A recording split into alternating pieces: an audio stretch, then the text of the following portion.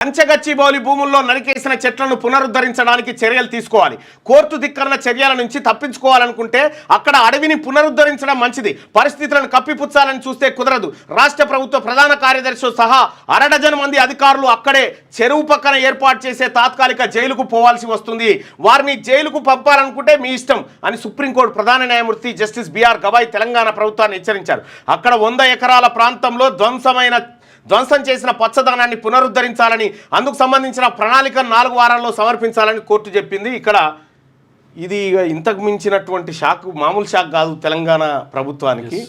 కంచగచ్చిబౌలిలో చెట్లు నరికి ఏది సుదీర్ఘ సెలవు ఉన్నటువంటి చూసి చెట్లు నరికివేయడంతో సుప్రీంకోర్టు ఆడ నరికిన చెట్లని మళ్ళీ పెట్టాలి, లేకపోతే ఆనే తాత్కాలిక జైలు కట్టి అలానే బంధిస్తాం మిమ్మల్ని అని చెప్తుంది. అంత సీరియస్ చెప్పింది. చాలా స్వల్పకాలంలో డజన్ల బుల్డోజర్లను పెట్టి కంచగచ్చిబౌలి భూముల్లో చెట్లను నరికేస్తారా? ఇదంతా ముందస్తు ప్రణాళిక ప్రకారమే జరిగినట్లు ప్రాథమికంగా కనిపిస్తోంది.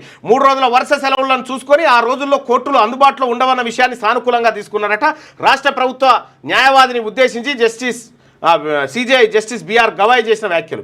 ఇక ఆ భూములను అటవీ ప్రాంతంగా ప్రకటించాలి, సిఈసి సిఫార్సు సుప్రీంకు నివేదిక. అయిపోయింది. ఇక కంచగచ్చిబౌలి భూములలో ఏలు పెట్టని కూడా జాగా లేకుండా అవుతుంది.